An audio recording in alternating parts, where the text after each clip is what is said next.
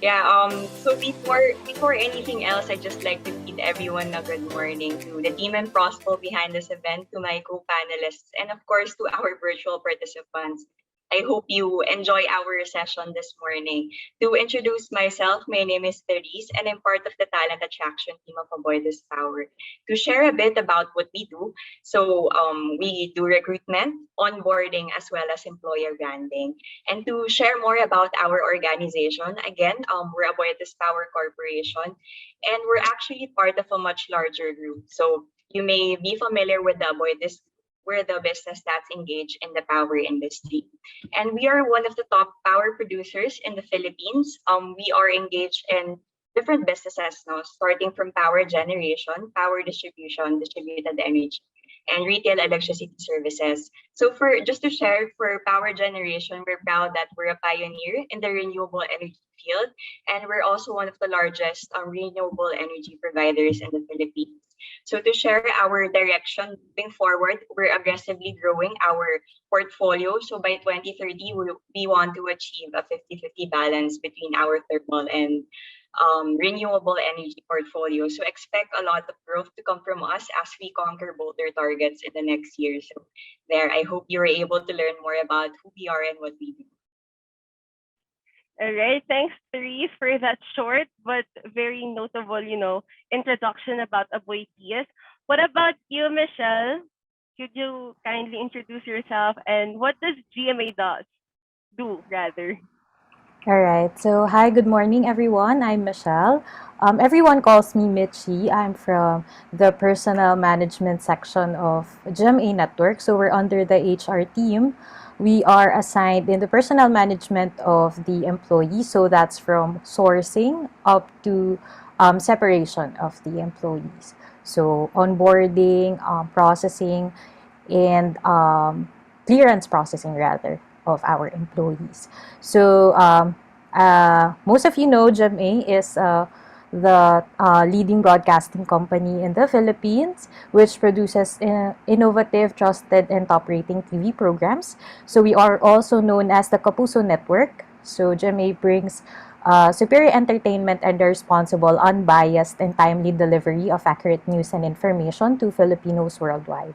So apart from TV and radio businesses, GMA also owns a wide array of media-related entities. So those are engaged in program syndication, film production, music publishing, and music distribution, set design, audiovisual production, and new media. All right, thanks, Michi. Hello, Ralph. Good morning. Yeah, Hi, if you could kindly introduce yourself. Yeah. Hello, good morning, everyone.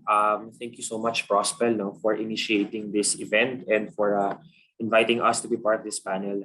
Good morning as well to all the attendees and my co-panelists.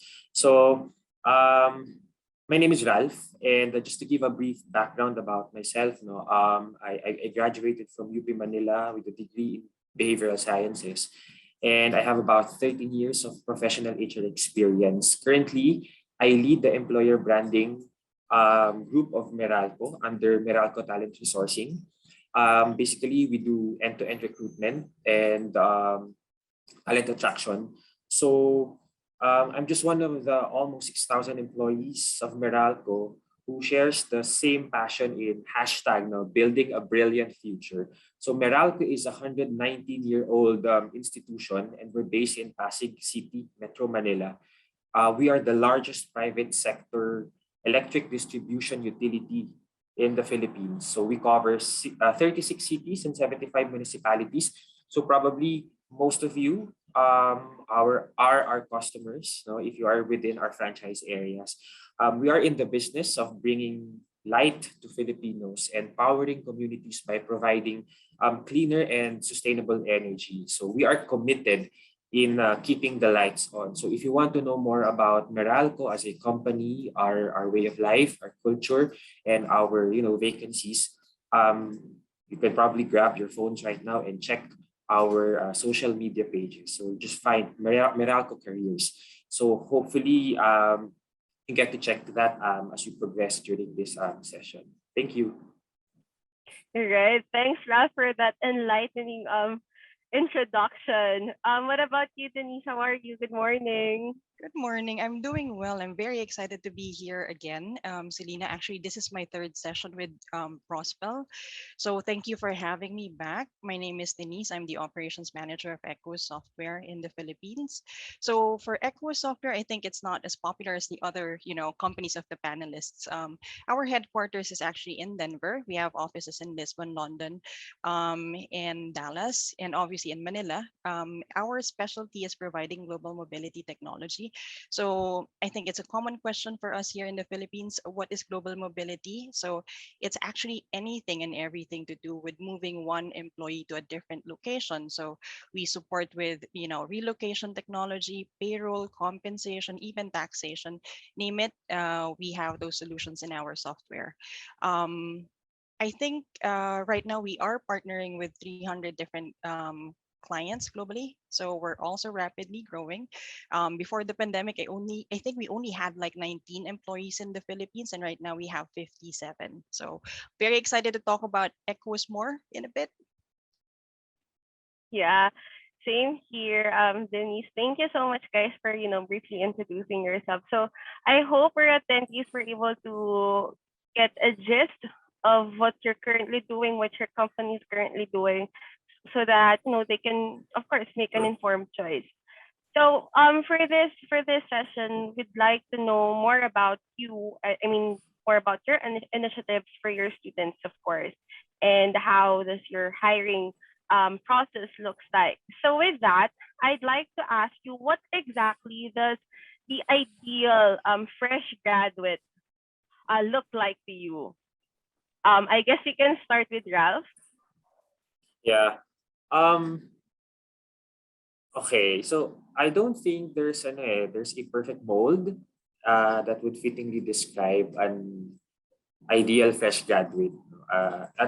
Because it can also send a different impression to the talent community that if there's a certain mold and I don't fit that, then I lose the chance of getting the job, right? But I think there are characteristics or factors that would make them really stand out, giving them a higher chance of getting the job. So it depends as well on the role that they're applying for. So for me, scholastic performance or academic performance is important to measure cognitive ability and how it would match the technical competencies required for the role. So if you're applying for an accountant role, dapat, di ba, you're very good with your accounting subjects, di ba? If engineering, so on and so forth, di ba? So, but high grades does not translate to, high performance. And that's why the other half of the equation is to really assess potential and culture fit. So your good grades may help you get a good job, but your behavior and character will propel your career to greater heights. So willingness to learn, problem solving, resiliency, innovation, creativity are the top skills that one must have to thrive and survive. So this plus how fit you are in the culture of the organization that you are applying for. So yun yung I think are very crucial. So during interviews, we ask for situations where these traits have been demonstrated. I see. Um, yeah, very interesting kasi 'di ba ngayon in this generation most hiring managers would really look for the character of the employee or the prospect employee over the skills kasi nga skills can be taught naman daw. What about you, Therese? What are your thoughts? Like, what's your ideal fresh graduate candidate? All right. So for us, we look at candidates who we think can greatly add value to our team and to the larger organization. So we don't just look for experts already in the field. We want talents who can grow with us. And with that comes or we won't want to highlight their experience, but of course, it helps when they have experience that they may have gotten through their extracurricular activities or projects that they were able to handle, perhaps their internship as well. But that's something that we won't want to highlight. But other than that, no, what we also want to check is their character as well and their soft skills, maybe that they were able to gain through the years. So to give you some examples, number one would be the willingness to learn as well, and not just the willingness, but how proactive you are when it comes to grabbing opportunities for you to be able to learn. To add to this, it's also how you are able to receive constructive feedback and how are you able to respond to the constructive feedback? How are you able to adjust yourself? To add to that, it's also the drive and motivation that you have in the work that you do, your attitude towards work, and towards working with others as well, because that's something that nowadays is very big now. Where we want, of course, to have a collaborative environment. We want someone who can be able to work independently, but also as part of. And also, we also look at culture fit, the resiliency of our candidates. So, same with what Ralph mentioned earlier, we also try to ask, or we do ask this during interviews through our behavioral questions. So, it's a combination of your technical knowledge, but of course, coupled with your character or your soft skills, because they go hand in hand. It doesn't necessarily have to be just the experience. Yeah, that's true. That's true. And actually, we realized also, no, in Prosper, we realized like the employees or like the candidates right now, talagang they have to do what they want to do in terms of their career growth. Kasi the company can only do so much. I mean, it's really up to the candidate talaga what they want to progress, how they want to progress with the company. Yeah, thank you so much for that, description or like your ideal candidate. What about you, Denise? What's your ideal candidate like? So when we talk about ideal qualities or ideal candidate, we always review our core values. We compare it to them, to our core values. So for example, one of our core values is find a way. And right now in the remote world, we would want someone who can communicate effectively, like raise your hand if you need help, or raise your hand if you can offer support or contribute to something. Obviously, we're a tech company, so we would also want someone innovative and someone who's willing to learn, because there are always new features out there. And for us, it's very, very big because, again, one of our core values is great place to work. We want people who are collaborative and who are always willing to, face challenges together. All right. Thanks, Denise. And last but not the least, Miss Michi. Sorry, Michi, what's your ideal candidate like? Um, Actually, just like what Ralph said, we do not have an ideal candidate, parang a specific characteristic for an ideal candidate. But what great quality we look for someone to join in GMA is someone who has a heart for service and social responsibility. Of course, um, since the media industry is very demanding, so that's what we look for someone. And of course, someone with unwavering integrity. So in line with our tagline, serbisyong totoo. And um, our tagline, walang kinikilingan, walang pinoprotektahan. So we also look for someone who has a capacity to collaborate with different types of people from different walks of life, since GEMI is a very dynamic workplace. So you get to work with different types of people.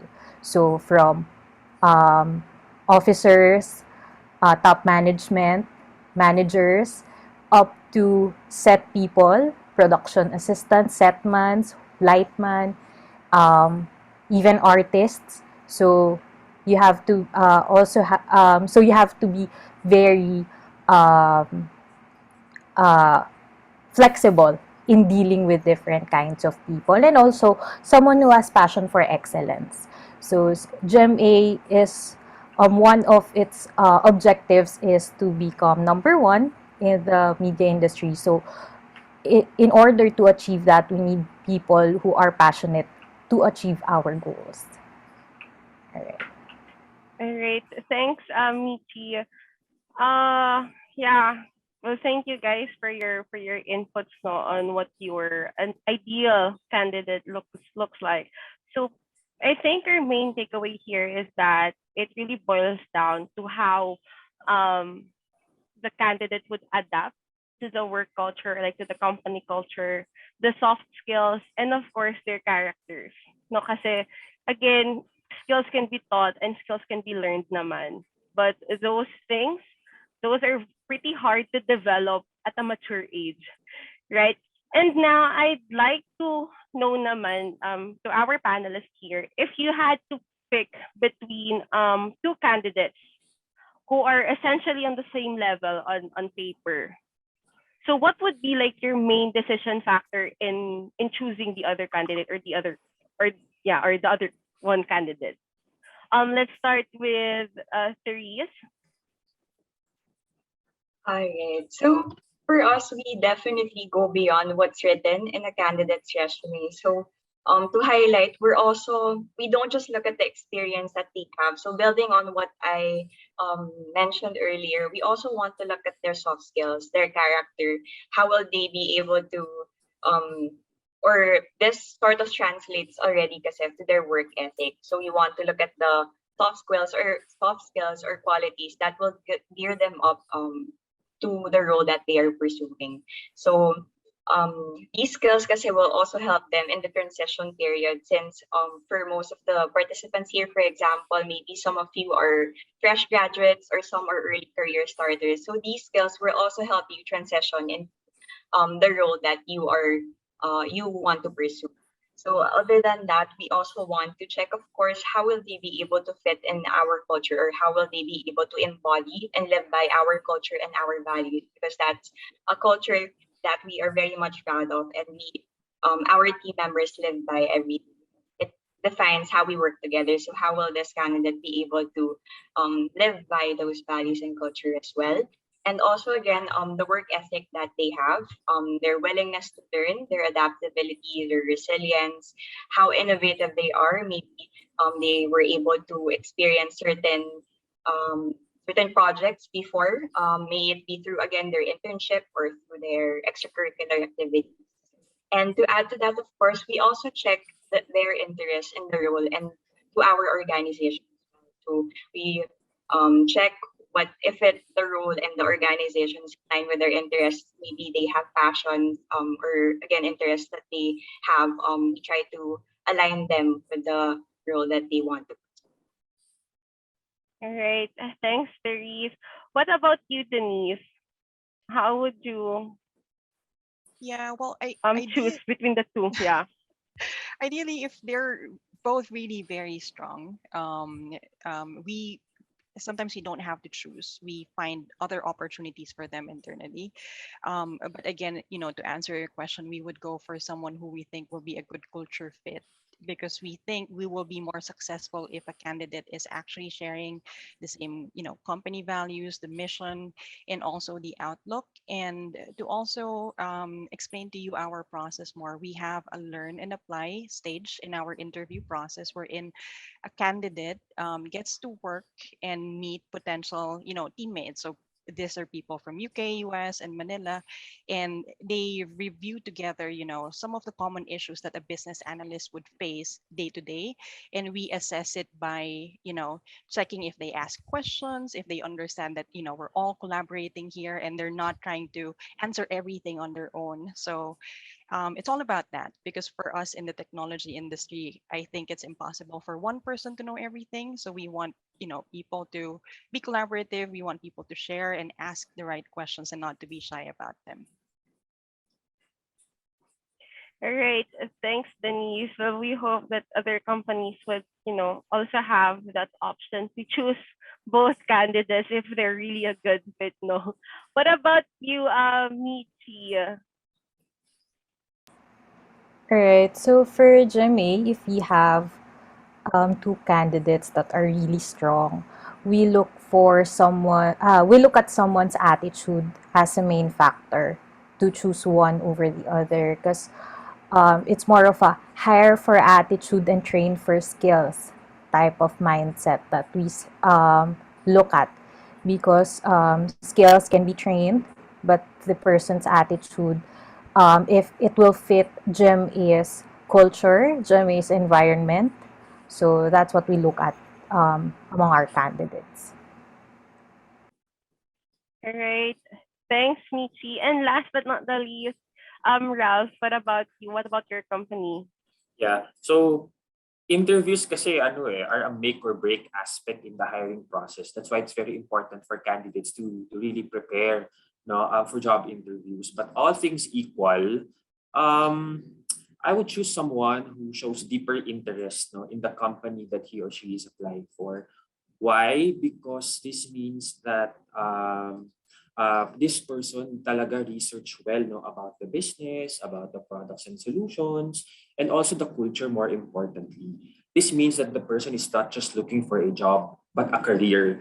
And if you're looking for an environment where you want to build your career on, di ba, you have to consider an organization that reflects your principles, di ba, your values, and your ideals. So, yun. Pero if for example, marami naman kaming roles that are available and these are really strong candidates, same with Denise, no? We reprofile candidates for other roles that would match the qualifications of the person and also the interest of the individual para rin hindi nasasayang kasi we're also in the lookout for exceptional talent in the market. All right. Thanks, Ralph. Yeah. Kumaga, ideal world. Ang pag, as many candidates as we'd like to hire, no? Mm-hmm. Yeah, thank you guys for, answering my questions. And to our attendees here, if you have any further questions, you may write it down in our Q&A option here. And then later, of course, our panelists would try and answer all of your questions. Right. So now, I wanted to know naman, how do you assess your candidates now compared to before the pandemic? Was there something any different from what you did before as to now? Let's start with Ralph. Yeah, so yung pandemic influenced us to really look into our recruitment process, improve it and make it more safe and efficient for our talent community. So we still have the same screening process naman, online assessment, but interviews are primarily done virtually. So thank you to our technology that enabled us to do this. It's quite tricky lang now because you can't observe the non-verbal cues, diba? When you do online interviews. During face-to-face interviews kasi you can really observe it, diba? And they're very important when we profile candidates because non-verbal cues say a lot of things. Diba? So as a recruiter, one must be able to ask targeted questions and create a space that will make that person more comfortable during interviews. Thanks, Ralph. What about you, Denise? Is there something different? Yeah. So same with Ralph, I think the screening process is very much similar to what we did before. Wala nga lang face-to-face, which makes it a bit, more tricky, like what you've mentioned. Pero again, we were able to implement yung learn and apply process wherein we encourage candidates to ask questions, to have, hands-on experience on sa magiging work nila in the future. And I think, we always remind our candidates that it's a two-way process. You need to get to know us and you need to make sure that you're making the right decision. So we encourage them to really, ask questions, research about us, and we also give them an overview about who we are. And sometimes even when we extend an offer, we also invite some of our candidates before joining the company to some of our events so that they can interact with some of our employees and they would, they can ask questions as well and they can get to know us better. All right. Thanks, Denise. And Michi? For GMA, mostly the same. Yun, just like Ralph and Denise said, wala lang face-to-face. Mainly, we use competency-based interviewing techniques to screen our applicants. And for certain positions, they require specific tests, practical tests, to see or to gauge their skills, like for writing, video editing, graphics. And then we also rely on the feedbacks of our character references. So it's a big factor for GMA to get feedback from the background check. So which we do as well pre-pandemic, but now we make great importance on these factors for recruiting. All right. Thanks, Michi and Therese. What about you guys?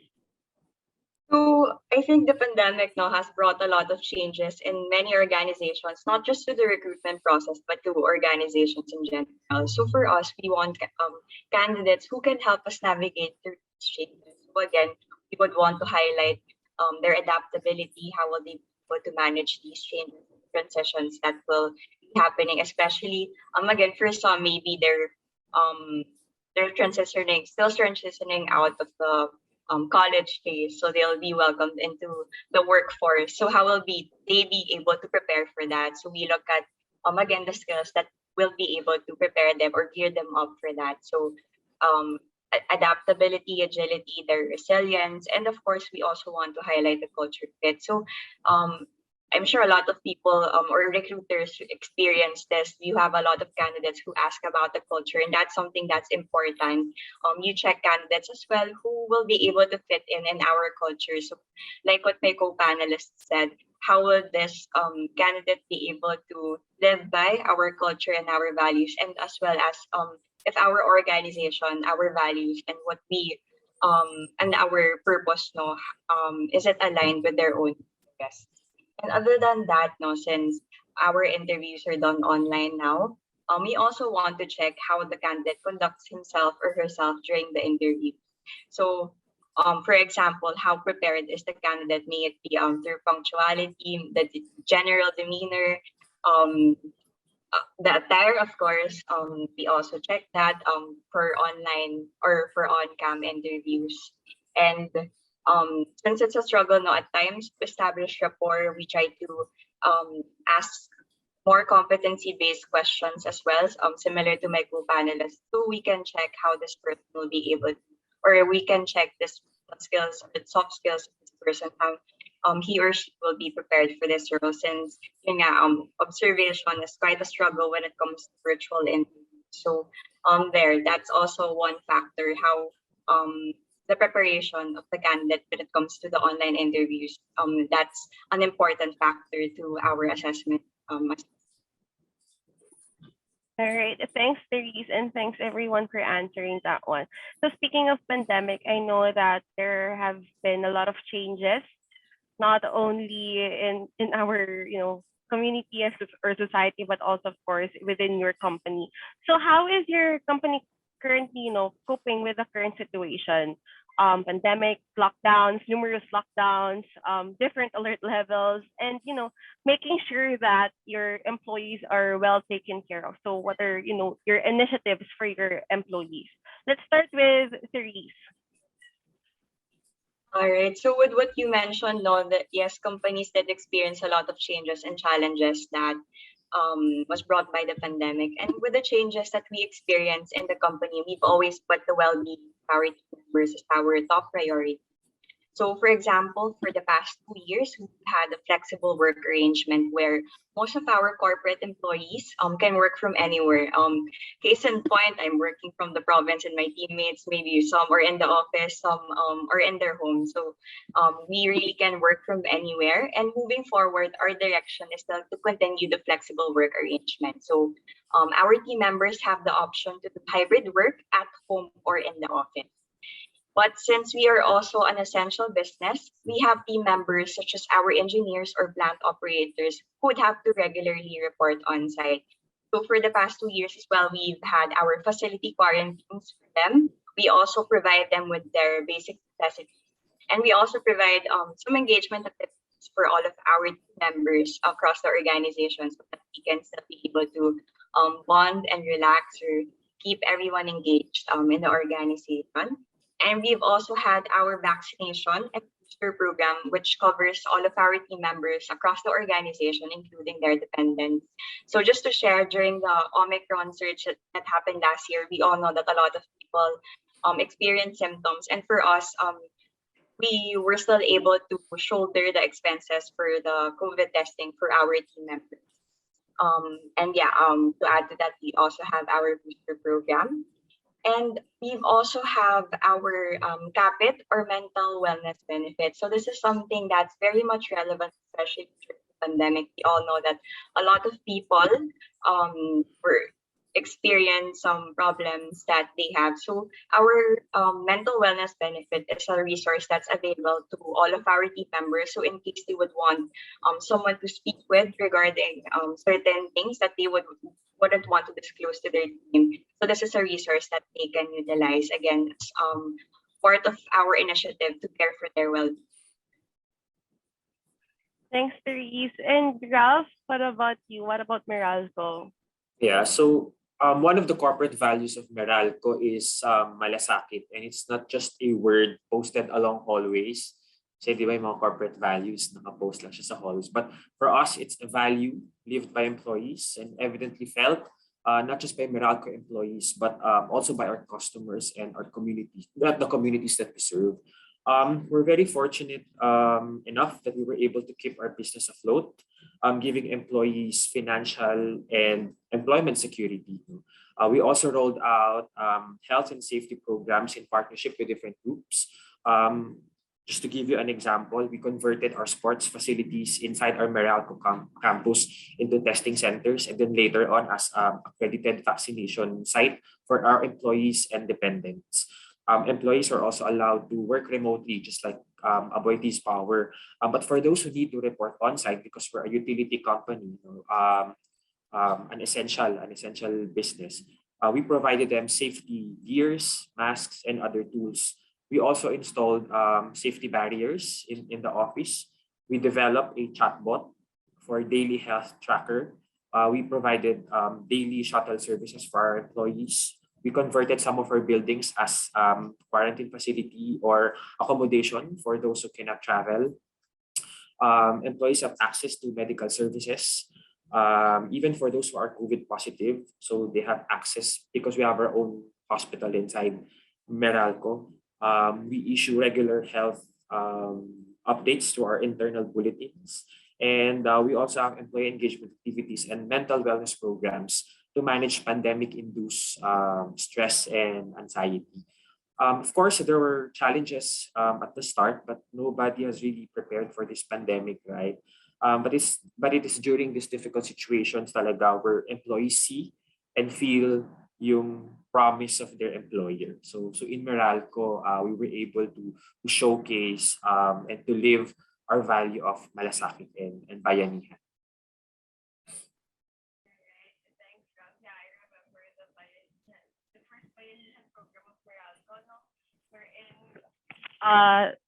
Consumers can have their monthly payments. Yes. Yeah. All right. We also did that. Mm-mm. Parang delayed yung payment, and we even Yep. allowed some installment payment facilities for them just to make sure that we extend extra help for our customers. Mm-mm. Yep. All right. Thanks. Thanks, Ralph. What about you, Michi? How did you cope? Right. So for GMA, just like most of the companies, we allowed flexible work arrangements. Although, just like Aboitiz, since we're an essential workforce, some positions are required to report for work on site. So for those that are required to work on site, during the alert level 3 and 4 status, we provided sleeping quarters and meal provisions to those physically reporting for work. And then we also provided transportation service for the certain departments. And then we also had our free COVID vaccine administration to our employees, talents, and their qualified dependents for primary and booster dose. And then we also have medicine allowance inclusive of essential vitamins. We installed additional satellite clinics, provided PPEs to workers. And then for those who would be exposed to the COVID-19 virus due to their work, the RT-PCR testing is paid by the company, and their required isolation or quarantine days are charged to their company time. So those are some of the ways we took care of our employees during this time. Yeah, thanks so much, Michi, and for your initiative. What about you, Denise? So currently we're all still working from home. And similar to Ralph, in this difficult time, we cling on to our core value, which is great place to work. For us, great place to work is not really a place, but the people. So we have to make sure everyone's still connected. So earlier I mentioned that when the pandemic started, we only had 19 employees, and now we have 57. So imagine people joining the team. It's very rapid, and we had, our goal is to make sure everyone's still connected, even though we haven't seen each other face to face. So first, we set up like a bi-weekly team event wherein we pay for food. We encourage people to play games. We set up competitions, and we also invite like industry professionals, like a psychologist a few weeks ago.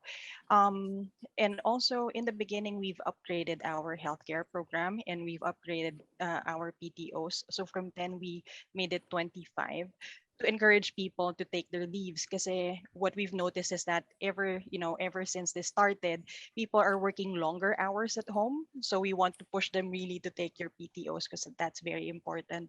And also we do simple things like daily check-ins, and we set up a Zoom that's open 24/7, so you can just join and you can listen to people talking about their issues, talking about things that they're doing at work, so that you can have that office feel even though you're working from home.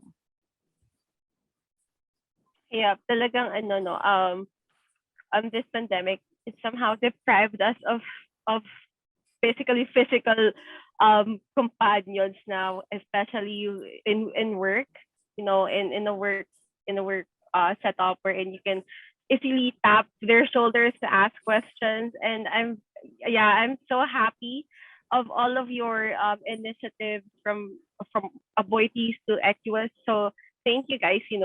I'm personally thanking you for the initiatives that you have for your employees. But actually, this is a burning question, I think, for everyone of our attendees here.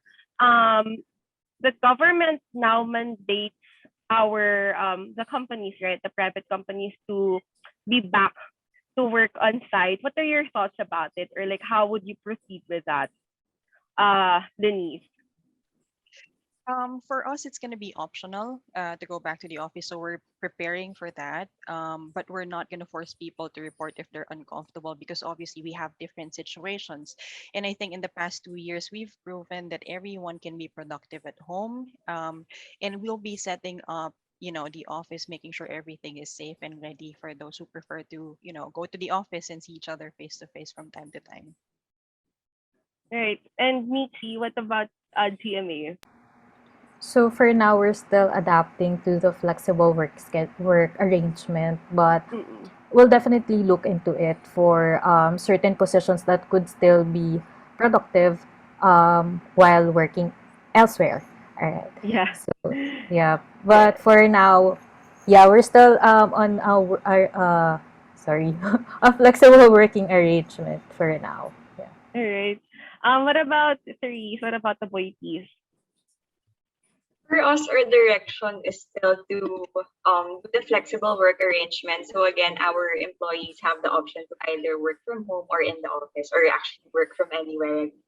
So they have that option. So we won't require them to report on site, except of course we do have some members who would really have to report on site. Our engineers, our plant operators, we are an Yeah. essential business. Mm-mm. All right. And Ralph? Yeah. Meralco is a utility company. Mm-mm. It's an essential business, no. And just to share then with you, at the peak of the pandemic 2 years ago, there are employees who are working on site. These are your linemen, your technician and all, who wants to make sure that we keep the lights on during these critical times, no. But now 70 to 80% of the population of Meralco are really reporting on site because it's the nature of their work. There are the people in the business centers, there are the people working for the line crew. So sila yon. But the remaining 20%, we're still gradually transitioning from a work from home arrangement to an on-site work arrangement. But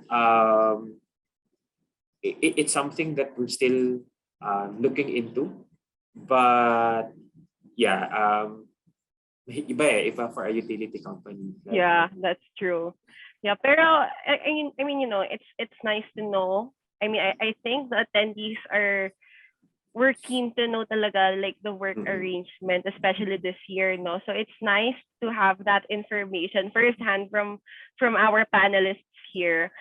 So moving forward with our next question, I see a lot of quite a few attendees have also raised this question. So do you have any specific certifications you require or like you recommend for fresh graduates to take to improve their chances of getting considered in your company?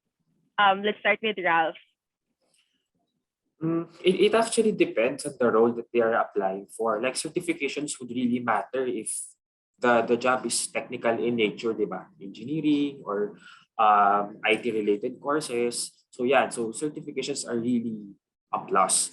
Pero top of mind, what would cut across the general population is to really invest in technology and become more digital savvy. It's hard to remain relevant in this VUCA world. I'm not sure if the attendees here have heard of that term VUCA world. So it stands for volatile, uncertain, complex, ambiguous. No, with how fast the world is changing, giving birth to new functions, roles, and new industries. No, can you imagine who would have thought na yung mga roles and professions ngayon na nag-exist, wala naman yan, di ba, in the last 5 or 10 years. So, one must keep up and really innovate to become relevant. And this also shows the willingness of the person to learn new things and really adapt quickly. Yep, that's true. What about you, Therese? What are your thoughts on the certifications? Yeah. So for us, it also depends on the role. It can also include, for example, licenses. For some technical roles, for example, we will require engineering license. But for roles that do not, and also for roles that do require no, we still encourage everyone to take advantage of the learning resources we have online. I think since the pandemic, there was a rise in learning platforms. Um, Catering to different topics. No? So you can take advantage of those, especially those that are, I think many are already free. So for these courses that you can take up, no, it's not just for your technical or for improving your technical knowledge. Again, you can also focus on working on your soft skills as again, these would go hand in hand and how you will be able to maximize your learning experience and how you will prepare for your next career step, no? So your technical skills and your soft skills. And yeah, you should also keep yourself up to date with the latest trends or developments in your line of work or in the industry. So for example, not just to share, for me, my background is on human resources, but before I joined the Aboitiz Power, for example, I also wanted to take up an internship that wasn't necessarily connected to my line of work because I also wanted to learn different things because I know that at the end this will be relevant to my role. So I took up an internship, for example, in marketing, and that became relevant to my role. As I mentioned, one of the tasks of our team is employer branding. So you can also do that as well, or if you would want to invest in learning more about data science, for example, because I think nowadays in the technological heavy world that we have, it's good to be able to keep ourselves up to date with the latest trends and also to make how we work more efficient. So we do encourage you to maximize the courses that we have on. Great. Thanks, Therese. Michi, do you have certification Yeah. requirements? Yeah. Just like for Aboitiz, There are certain engineering positions that we require to be licensed, especially that we're dealing with the communication side. I think ECE graduates or students would understand this. Syempre, kailangan na you are licensed to operate certain equipments, transmitters, and but for other positions, we don't necessarily require certifications, but it would be an advantage to know that you are very willing to learn and to um, get to know or to sharpen your skills in certain uh, competencies that you think is essential for your career. Yeah. Thanks, Michi. And Denise? I think Selena, for our attendees right now, most of them are graduating students or fresh grads. We don't really require certifications, but it would definitely help if you have experience using Excel and SQL. So I think Therese mentioned earlier there are a lot of platforms right now offering online courses, so take advantage of those. I think even there are even sites who are offering free courses for you. And I just want to share that even though we're a technology company, it doesn't mean you have to have a technology background for you to apply. So, for example, in my case, I was, an operations manager before joining Equus, but I joined as a business analyst, and it doesn't matter if my background is different, as long as you're eager to learn. And also, when you join Equus, that's when we start teaching you and onboarding you. And also, there are opportunities for certifications as well for global mobility. Right. Thanks so much, Denise, and thank you to our panelists here. So on another note though, can you walk us through your employees' typical day at work? Let's start with Denise. I don't think any 2 days are the same, to be honest, Selena. It's always different. But yeah, it usually starts with a stand up. We have a very short stand up at the start of the day to just say, "Hi, I'm here, I'm alive, this is what I'm working on," and offering help and mentioning, talking about announcements as well. And then after that, we usually meet with our clients. We work on issues, we solution, we document things, but again, there are so many different things happening every single day. And the only thing that's constant is we communicate with each other and with our clients, of course. Right. Yeah. What about you, Michi? Just like what Denise said, there are no two similar days, especially for GMA because each day differs per person. Like a day for a video journalist is different for a day of an HR person. It usually varies per role and but for those who are assigned on office work, typical workday starts at 9 o'clock and the rest of the day you perform your task by communicating with different teams and departments to accomplish your objectives. So since media is a very dynamic and fast-paced and technology-based industry, one must always be ready to take on additional tasks and challenging projects apart from the daily task or deliverables that are they are required to finish. Yeah. Yeah, thank you. And Therese? So for us, it also depends daily.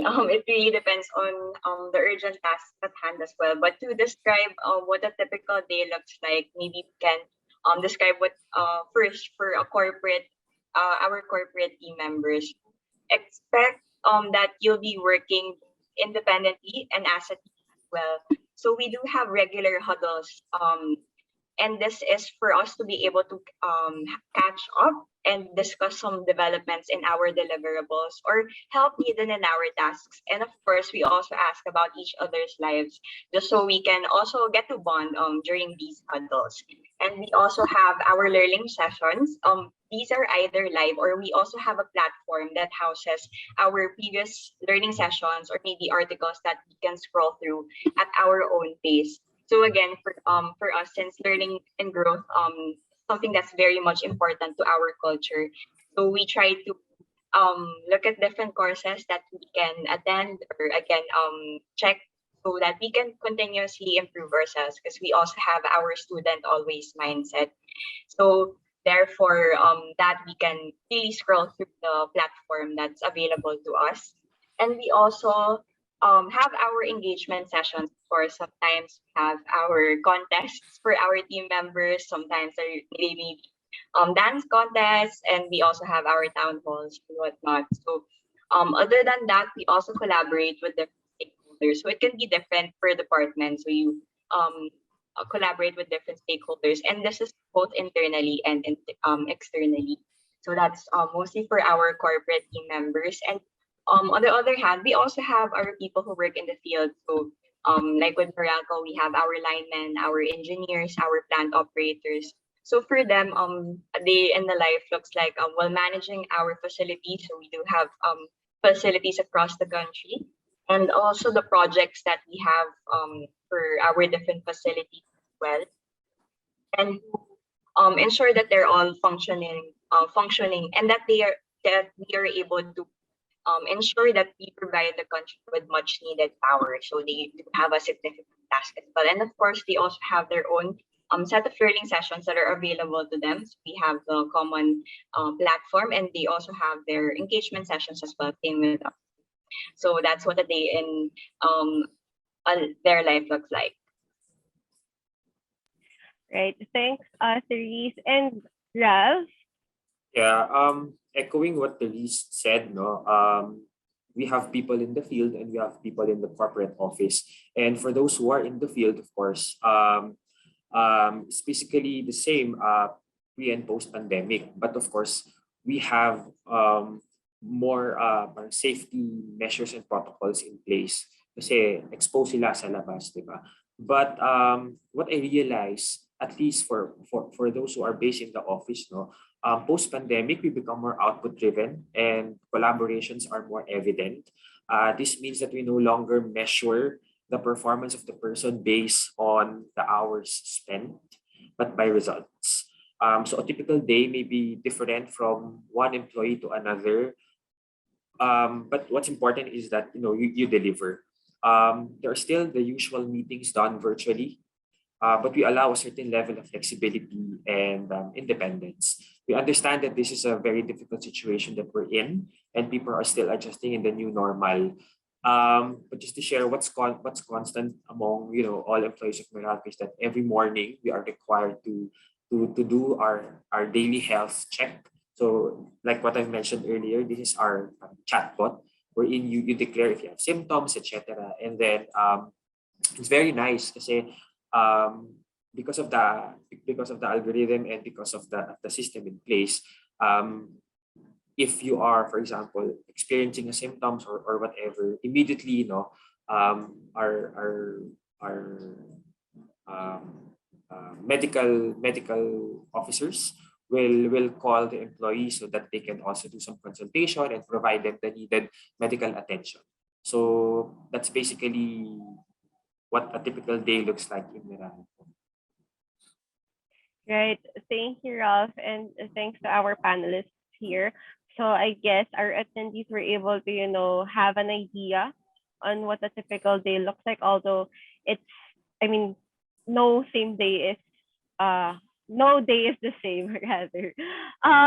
Right now, before we end this, panel session, and before we address all of the questions or some of the questions of our attendees, in final words, in one sentence, why should students apply to your organization? So, what makes your company unique? Let's start with Michi. All right. So for those who want to apply with GMA is not just a dynamic and exciting workplace, but it is a home where people have a big heart for service. Thank you, Michi. And Denise? This is a challenge, Selena. One sentence, really. Yeah, let me try. At Equus Software, opportunities are for everyone, and we partner with our employees to help them achieve their goals, by giving them training and direction that they need. Right. Thanks, Denise. And Therese? All right. So for us, well, what makes us unique is that we are a people-centric organization, and we do provide opportunities for everyone and shape a better future as we purpose work in an environment that is culture focused. and your contributions are recognized. So sorry, I won't be able to fit this in one sentence, but last sentence. I just like to say that you can power your future with us, and together let's bring positive energy to more homes and Yeah, thank you so much, Therese and Ralph. Yeah. Meralco is a safe environment for fresh graduates where they can build a rewarding career and achieve personal and professional growth, supported by a culture of excellence and malasakit, making an impact to our customers, communities, and country. So build a brilliant future with Meralco. Wow, thank you. And thanks everyone again for sharing your thoughts in this panel session.